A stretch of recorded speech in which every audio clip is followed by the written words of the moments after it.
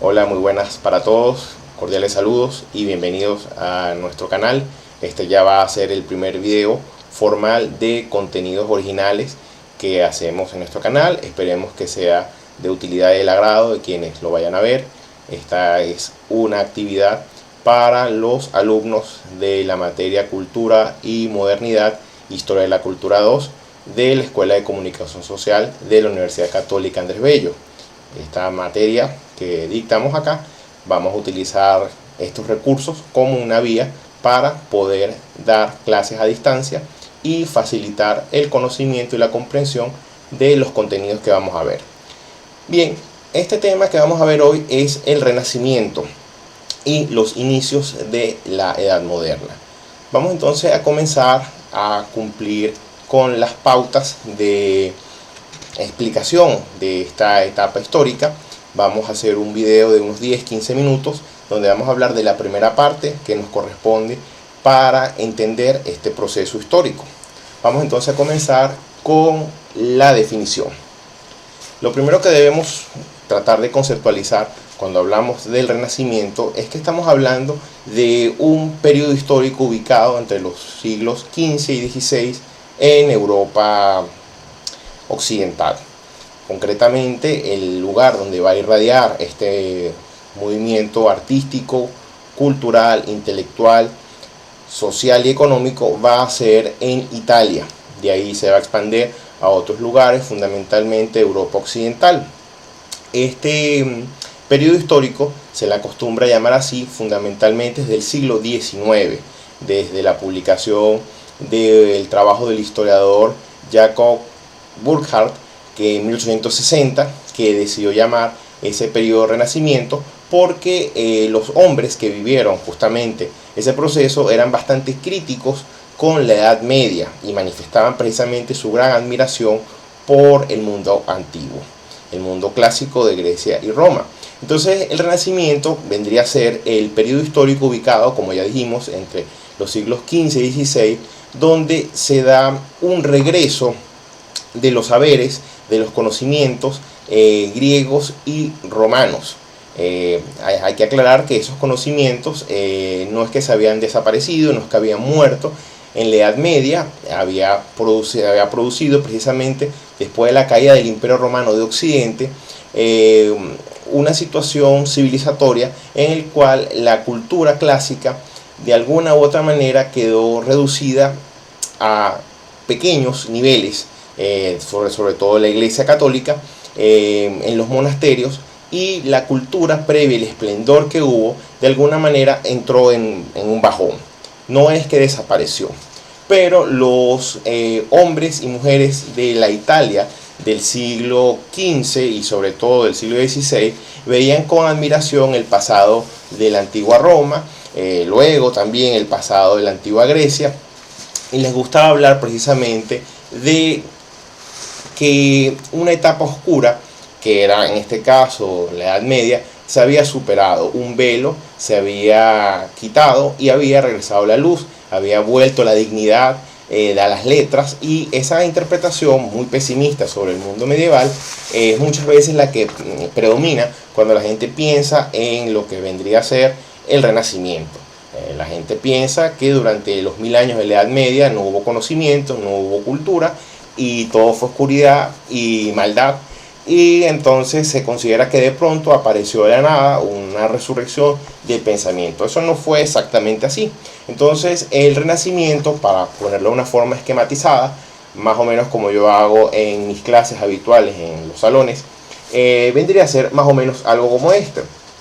Los saberes de la antigüedad clásica de Grecia y Roma, de alguna manera, se cortan en el siglo V después de Cristo con la caída del Imperio Romano, y es cuando está la Edad Media.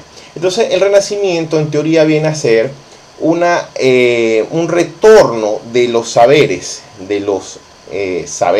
conocimientos, ideas de esta etapa a esta. Estamos hablando del siglo XV y el siglo XVI después de Cristo en Italia.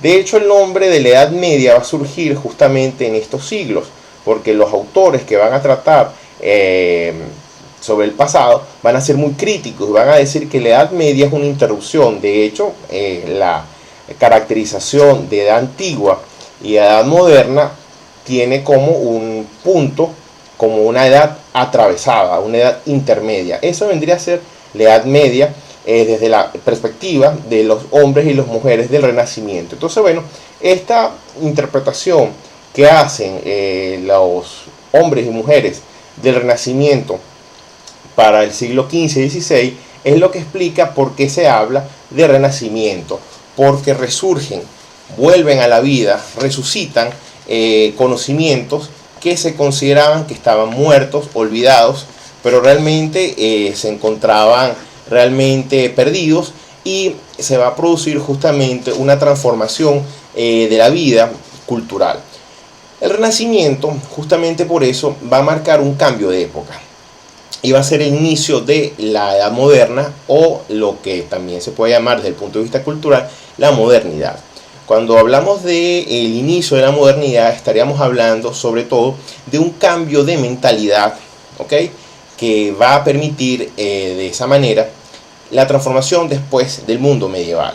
¿Por qué? Porque cuando nosotros podemos decir que está cambiando una época, es porque encontramos que hay un cambio en el sistema de creencias, hay un cambio en los valores, y también, por supuesto, hay un cambio en las ideas. Todo eso va a catapultar, todo eso va a movilizar la transformación entonces del mundo material. Entonces se produce un proceso de renovación, de mejoramiento, de revitalización, y ese proceso es más cercano a nosotros, se parece más al presente, se parece más a la actualidad. Por eso entonces la modernidad, en este caso, no se parece a periodos como la Edad Media, no se parece a periodos como la Antigüedad, no se parece evidentemente a la prehistoria, sino que lo que ya está en este siglo, el siglo XVI y en adelante, sienta las bases del mundo actual. Por eso muchas veces la gente confunde modernidad con contemporaneidad, pero en este caso, aunque no son palabras iguales, son en este caso un sinónimo. Las bases del mundo actual están en la edad moderna. Una gran cantidad de instituciones que nosotros todavía utilizamos en pleno siglo XXI van a surgir justamente en esta etapa a finales del siglo XV y sobre todo en el siglo XVI. Entonces, este proceso científico, artístico, cultural, intelectual, social y económico que se va a desarrollar en Europa, fundamentalmente tiene su punto de partida en Italia. La pregunta sería, ¿por qué en Italia? Muchas veces en la historia universal, la historia del mundo, es común preguntarse por qué la primera civilización fue en Sumeria, por qué los egipcios hicieron las pirámides, por qué razón Grecia es considerada la cuna de la civilización universal, por qué España le tocó lograr el descubrimiento de América, por qué los Estados Unidos se convirtió en la primera nación de América en independizarse, o por qué Inglaterra fue la cuna de la revolución industrial, etc. Esas son preguntas que precisamente cuando se analizan los hechos históricos se pueden tratar de resolver. Y bueno, en el caso de el Renacimiento, la pregunta muchas veces es ¿por qué fue en Italia? La razón viene a fundamentarse con una serie de antecedentes y condiciones que explican por qué Italia va a ser la cuna de este Renacimiento. Lo conseguimos en los siglos XIII y los siglos XV antes de Cristo. El norte de Italia tenía una serie de características y condiciones que explicaban precisamente esa transformación. Los sucesos que nosotros vamos a explicar posteriormente en este video y en el siguiente se van a desarrollar acá, justamente en el norte de Italia.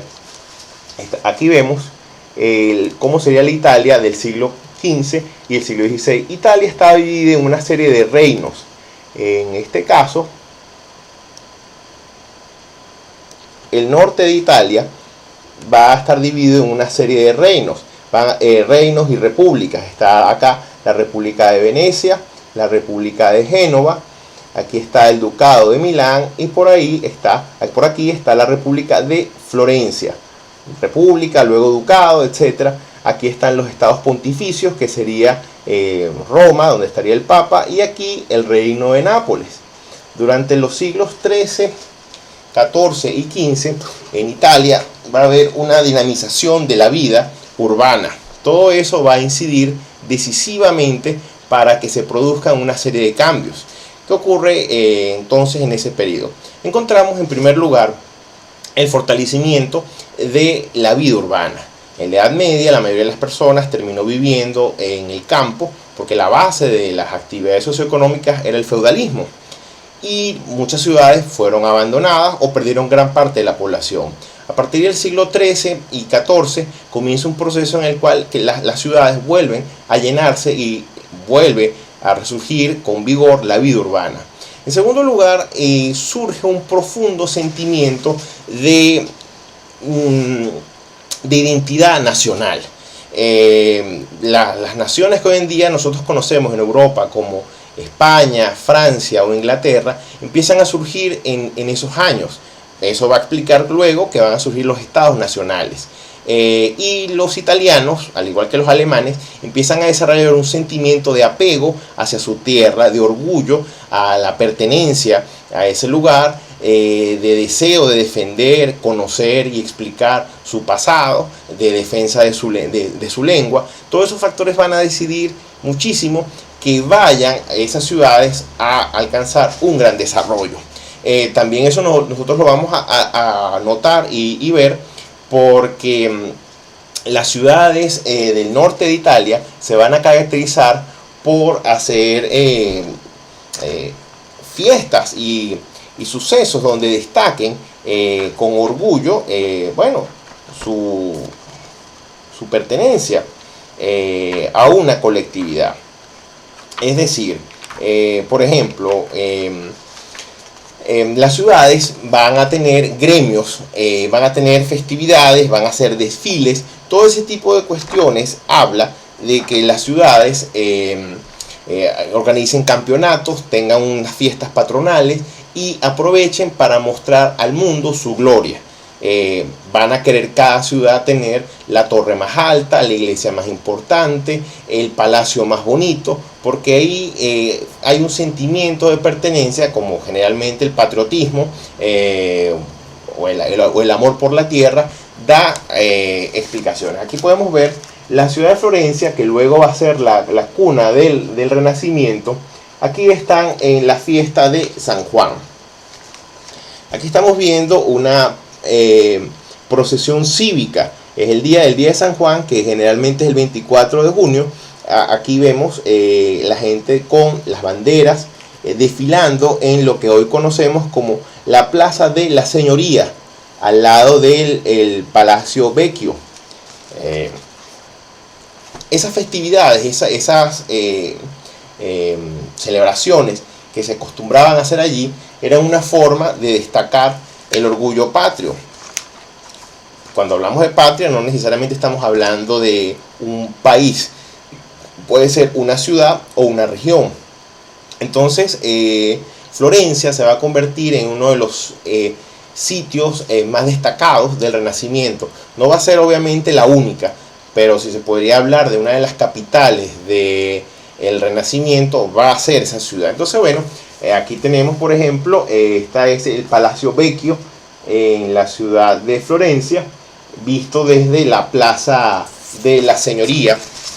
Entonces, la ciudad va a conocer, por supuesto, un enorme crecimiento de población, un sentimiento de nacionalidad, y hay también un tercer factor que explica enormemente los cambios que se van a producir en Italia con el Renacimiento, que es el surgimiento o el resurgimiento del capitalismo, o el resurgimiento pues de la economía monetaria.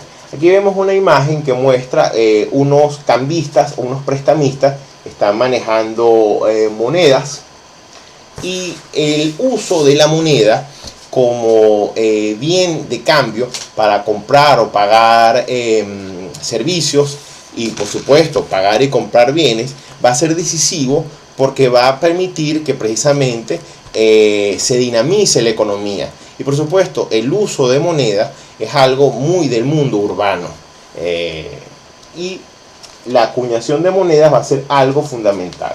Aquí vemos unos acuñadores de monedas, que las monedas obviamente se hacían de metal, principalmente de plata, a veces también de oro, y se hacían monedas con la cara de alguna figura pública, un escudo, y esto iba a ser fundamental para el desarrollo de las actividades económicas. Entonces las ciudades del norte de Italia son ciudades que están pobladas, las sienten que tienen una población orgullosa, son ciudades que tienen en este momento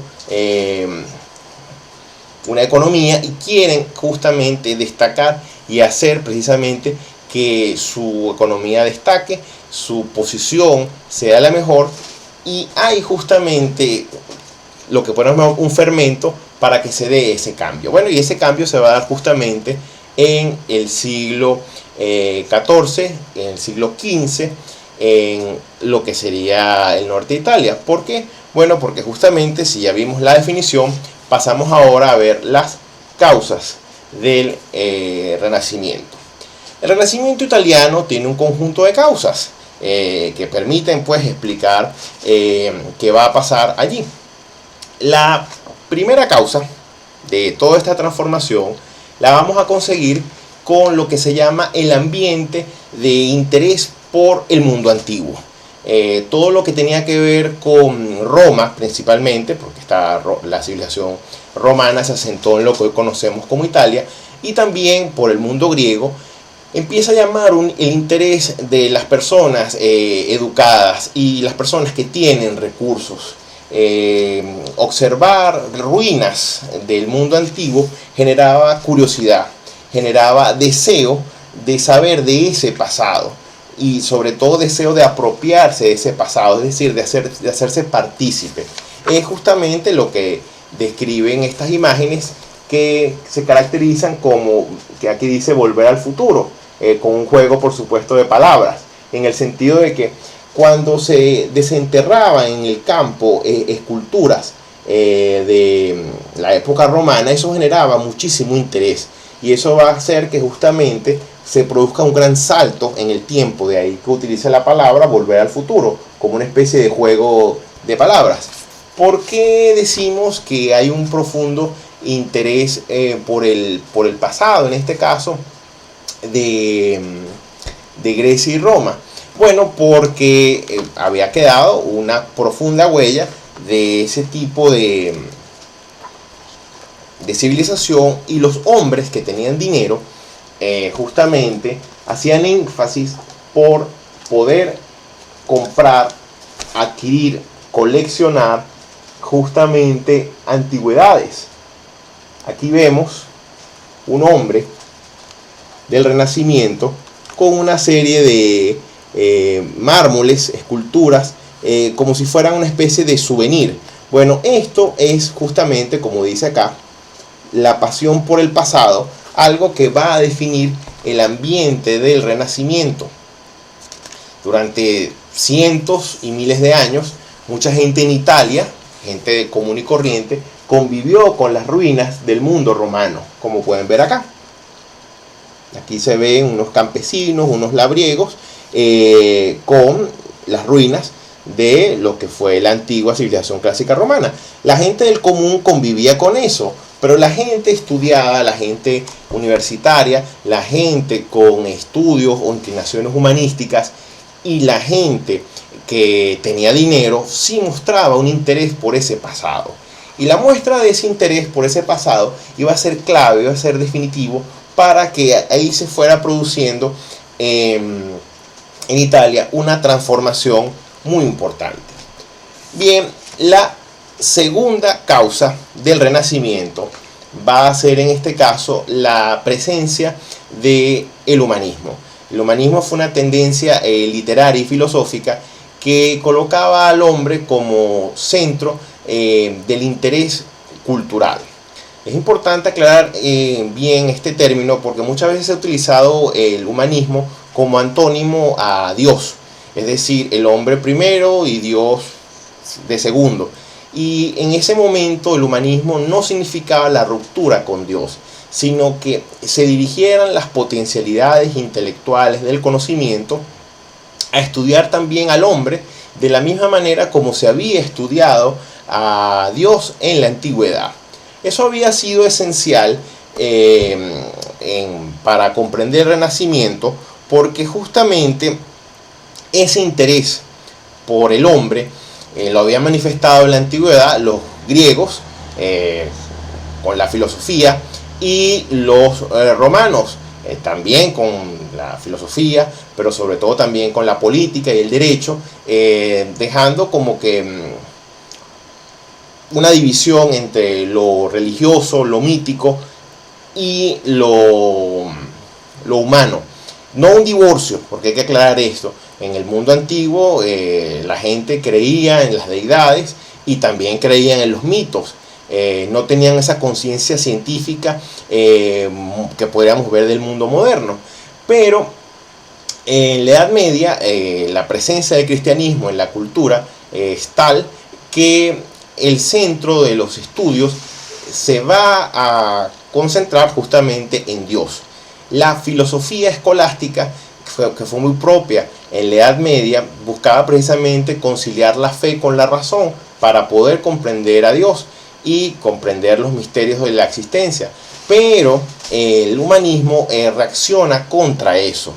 Y para comprender el humanismo, uno de los antecedentes, que desde mi punto de vista es el antecedente más antiguo del Renacimiento, es lo que podemos encontrar con la obra de Dante Alighieri.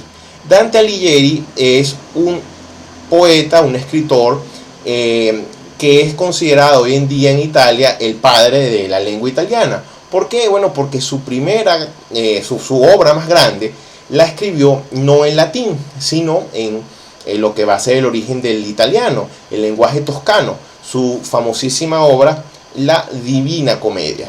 La Divina Comedia es una obra que él escribe, una serie de poemas que guarda una importancia muy grande, porque ahí hay una síntesis tanto del mundo medieval como lo que luego va a ser el mundo renacentista. Hay una síntesis de cristianismo y humanismo. ¿Por qué? Bueno, porque es una obra fantasiosa que habla de un viaje que él realiza a el infierno, el purgatorio y el cielo.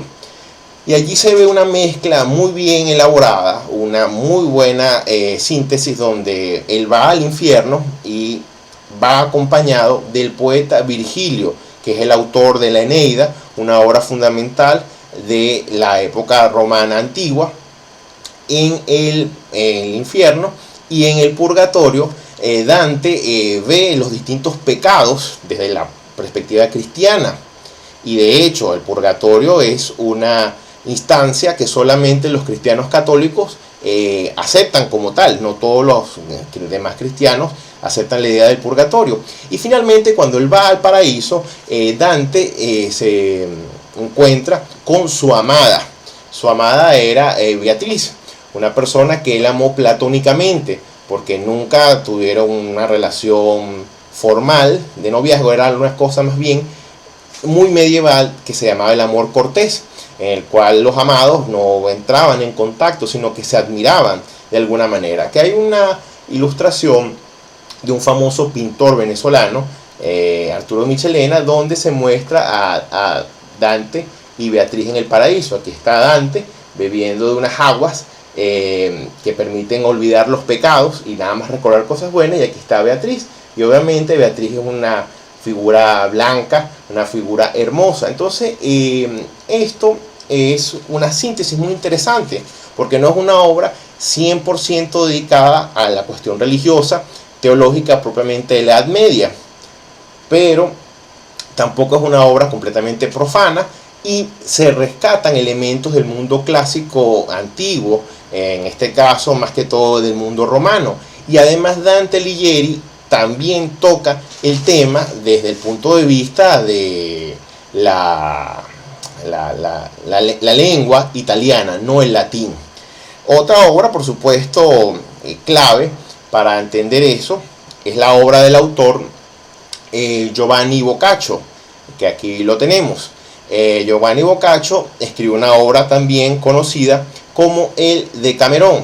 Esta obra de Boccaccio es de un tono muy diferente al de Dante Alighieri, pero toca temas más mundanos. Se llama Decamerón porque tiene que ver justamente con una serie de cuentos que relatan unas personas durante un lapso de 10 días. Y por supuesto los temas tocan temas mundanos, temas que se podrían considerar muy subidos de tonos para la época. Hoy en día causarían risas. Hay un cuento en el cual un monje desviado de su vocación dice que él tiene un demonio y se consigue con una monja que también se desvía de su vocación y le dice que la convence que ella tiene un infierno. Entonces, bueno, al final le plantea que él quiere meter su demonio en ese infierno, y por supuesto hay una alusión, un doble sentido que no necesitamos explicar acá.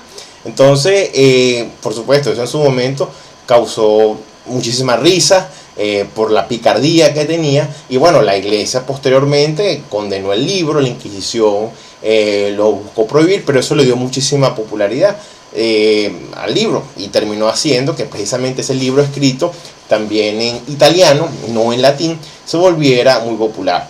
Ambas obras, junto también con las otras obras que hizo Francesco Petrarca, otro humanista, destacan un cambio en la mentalidad, y eso es clave para comprender los hechos históricos, porque cuando se van a dar cambios en la historia, no necesariamente tienen que estar determinados por razones socioeconómicas o materiales. También juega un puesto importante el sistema de creencias, el sistema de valores y sobre todo las ideas. Y eso es lo que se nota allí. Bien, la tercera causa para explicar el Renacimiento va a ser justamente el surgimiento de algo que tiene que ver con lo que mencionamos acá hace rato. Hablamos de una serie de libros, de publicaciones. Bueno, algo que va a explicar justamente la transformación intelectual en Italia y en el resto de Europa occidental, tiene que ver justamente con el invento de un medio que va a facilitar la reproducción de las informaciones. Y estamos hablando nada más y nada menos que de la imprenta. La imprenta va a ser un instrumento que va a facilitar la reproducción de los libros. ¿Por qué? Porque en la Edad Media los libros se hacían a mano. Los libros estaban por lo general hechos por monjes copistas amanuenses y se tardaban mucho tiempo en hacerse. Naturalmente un libro era muy costoso de elaborar, y aparte de eso no todo el mundo podía pagárselo. Los libros estaban bellamente decorados con ilustraciones, algunas veces tenían hasta páginas de oro, con papel de oro grabados, pero los libros eran más que todo un objeto para muy pocas personas. Los libros ahora reproducidos con la imprenta van a cambiar esa condición de objeto raro a convertirse en lo que podemos llamar un objeto cotidiano. Estamos hablando de la década de 1440 a 1450. No hay una fecha clara de cuándo se inventa la imprenta, pero se sabe que debe ser en esa época porque se toma como referencia la publicación del primer libro impreso en el mundo occidental, que va a ser la Biblia de Johannes Gutenberg. Johannes Gutenberg precisamente se le considera el creador de la imprenta porque él decide hacer, desconocemos si fue por iniciativa propia o si ya él sabía la existencia de un invento chino de hace 500 años, porque la primera imprenta, como más o menos nosotros la conocemos, se había elaborado aproximadamente en el año 1040 en China. Estamos hablando de 450 años de diferencia, bueno, casi medio milenio. Y bueno, ¿qué es la imprenta que hace Gutenberg? Bueno, él hace una imprenta de tipos móviles. ¿Cómo es eso? Bueno, se hacía un molde de madera o de cera que luego se cortaba con lo que se llama un punzón de hierro para darle una determinada forma. Aquí vemos, aquí está el modelo, aquí está el punzón y aquí queda la marca, y se decidía meter eso dentro de un molde y se fundía, se vertía plomo para hacer un molde metálico, que era esto. Este molde permitía con el paso del tiempo cambiar el distinto modelo de las letras. Por eso se llama tipografía, porque son distintos tipos de letras que se van a utilizar. Por supuesto, las primeras letras eran de este estilo, porque eran propias del mundo alemán, y luego se fueron redondeando, que son las letras tipo itálica, por decirlo de alguna manera, que eran más decorativas. Y esto facilitaba muchísimo las cuestiones, porque el alfabeto latino tiene 28, 30 caracteres, y aparte de eso se le podían colocar los signos de puntuación, etcétera. Daba un total de unas 100 o 150 moldes pequeños, que entonces se iban colocando pacientemente uno al lado de otro para hacer justamente lo que vendría a ser la estructura de lo que conocemos hoy en día una página. Eso era un trabajo tedioso, sin duda alguna, pero era mucho más rápido que copiar un libro a mano, colocar los dibujos, etcétera, como se hacía en la Edad Media. Entonces, bueno, los tipos móviles se colocaban en esta máquina, que es una imprenta. Vamos a tratar de que puedan ver aquí. Esto es la típica imprenta de Gutenberg. Aquí se colocaba la hoja de papel, ¿ok? Debajo de la hoja de papel estaban todas las distintas tipos móviles. Esto que estaba acá, lo que está en azul, lo que está en rojo y lo que está en marrón, se colocaban, se cerraban como si fuera una carpeta. Aquí estaba la tinta que se colocaba encima, y luego finalmente se aprisionaba la imprenta, y luego se sacaban las hojas. Aquí se puede ver con mayor detalle el proceso en acción.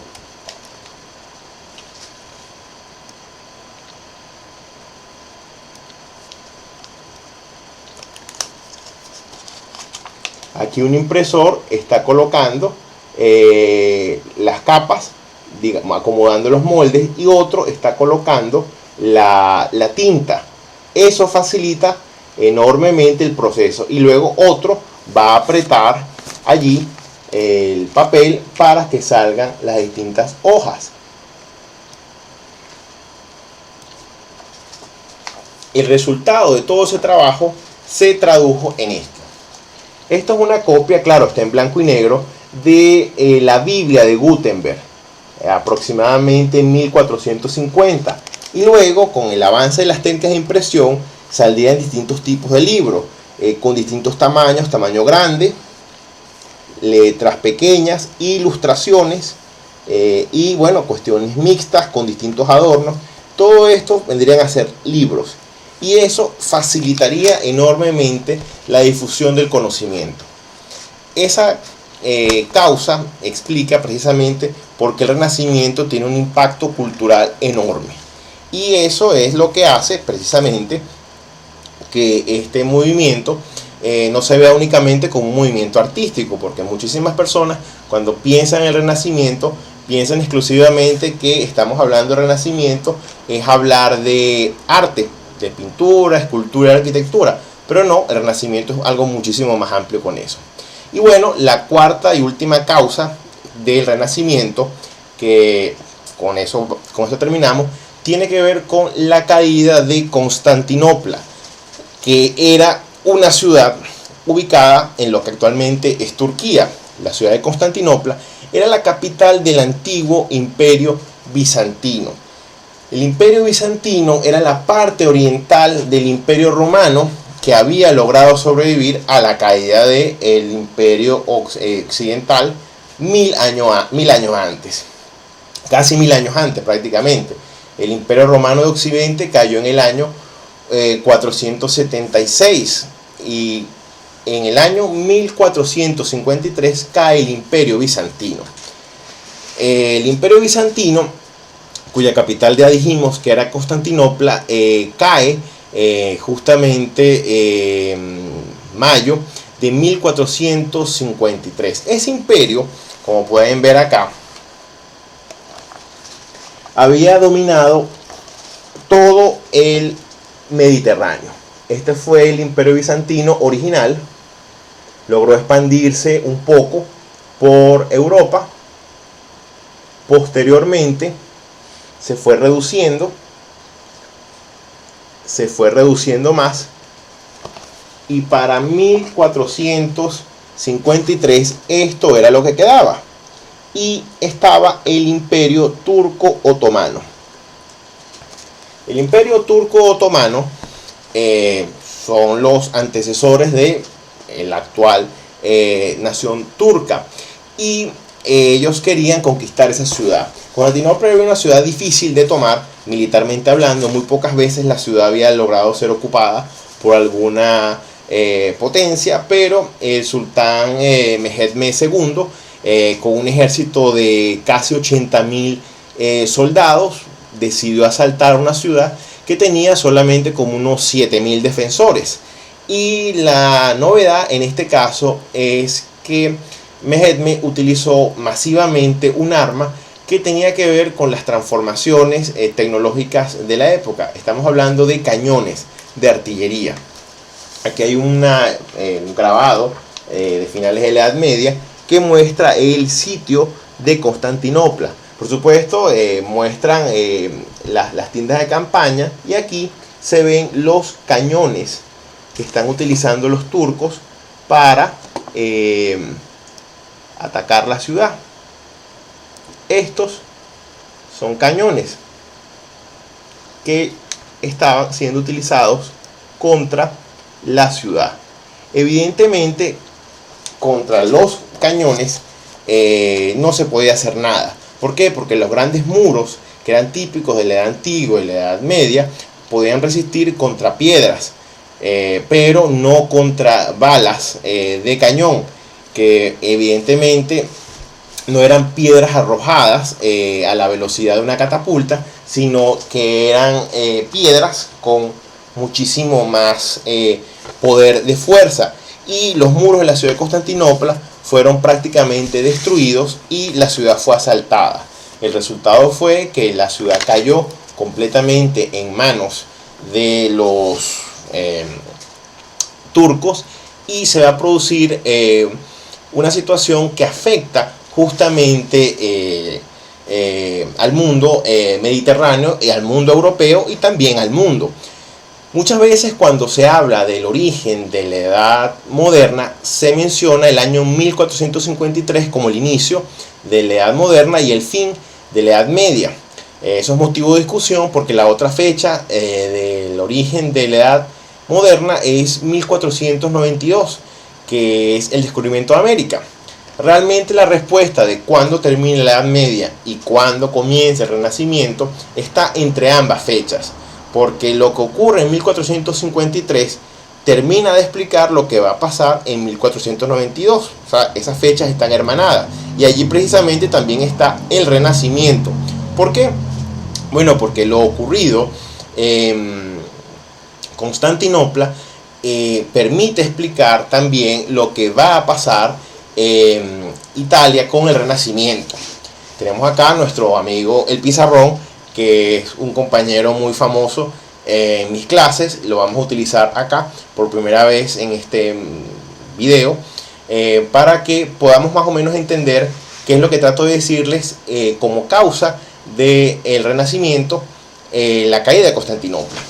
Bueno, para comprender esto, lo que tenemos que hacer fundamentalmente es tratar de comprender que el comercio europeo dependía, sobre todo en la Edad Media, de una vinculación activa con el mundo oriental, y factores no solamente económicos, sino también culturales y de alguna manera militares terminan haciendo que esta caída de esa ciudad, que a una persona no le suena mucho Constantinopla, cuando oye el Renacimiento le suena más Florencia, le suena más Da Vinci, le suena más Miguel Ángel, pero no tanto Constantinopla. Aquí vamos a explicar, digamos, esa cuestión para entrelazarlos, porque muchas veces la historia sirve para explicar la relación de determinados hechos. Entonces, bueno, ¿cómo se puede explicar eso? Bueno, utilizando acá nuestro amigo el pizarrón, vamos a tratar de explicar un poco esa cuestión.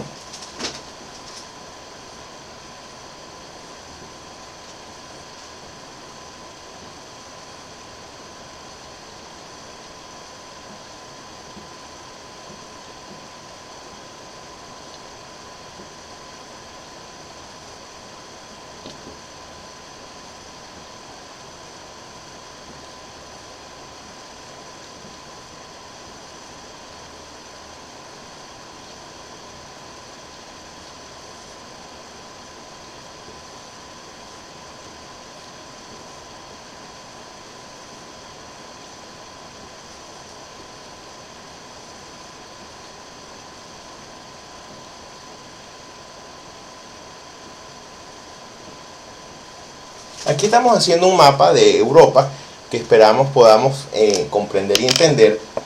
Esto nos va a ayudar a entender justamente lo que terminó pasando en lo que fue la caída de Constantinopla.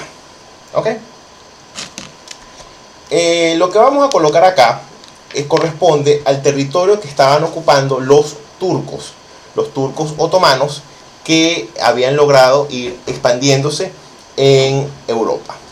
Fíjense acá.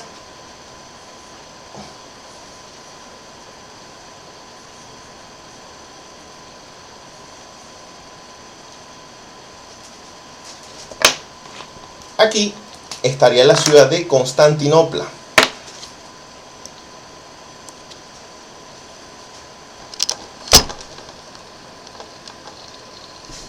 Aquí estaría la ciudad de Constantinopla.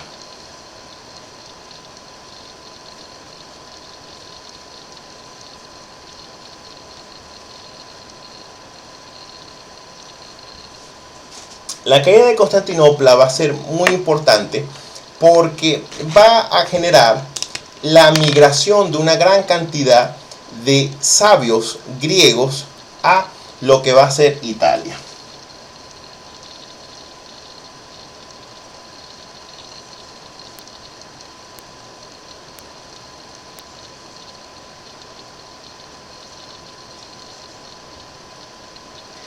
Desde el año 1397 había comenzado un viaje de muchos eruditos del mundo griego. Cuando hablamos de eruditos o sabios, estamos hablando fundamentalmente de personas con conocimientos de medicina, astronomía, derecho, arquitectura, medicina, ciencias naturales, lo que vendría a ser botánica. Todos esos personajes empiezan a emigrar desde el mundo griego. Algunos invitados como Manuel Crisóstolas, que va a ir justamente a la ciudad de Florencia y van a montar justamente allí escuelas de idioma griego, porque hay un genuino interés. Bueno, la caída de Constantinopla va a implicar un bloqueo a las rutas comerciales que Venecia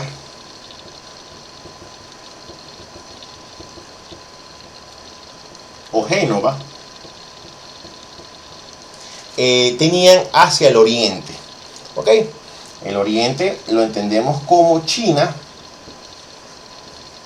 o la India. Y las rutas de comercio que había hacia estas regiones, China y la India, se ven gravemente afectadas por la presencia de los otomanos. Los otomanos, que habían bloqueado las rutas comerciales, implicaron un grave problema para el mundo occidental. Y bueno, justamente desde acá, desde la ciudad de Florencia, vamos a poner la F de Florencia, va a terminar irradiando a Europa el Renacimiento.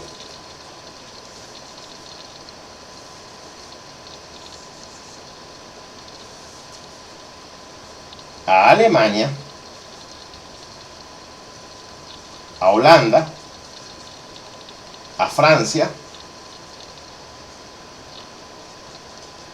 a España y por supuesto a Inglaterra, de última.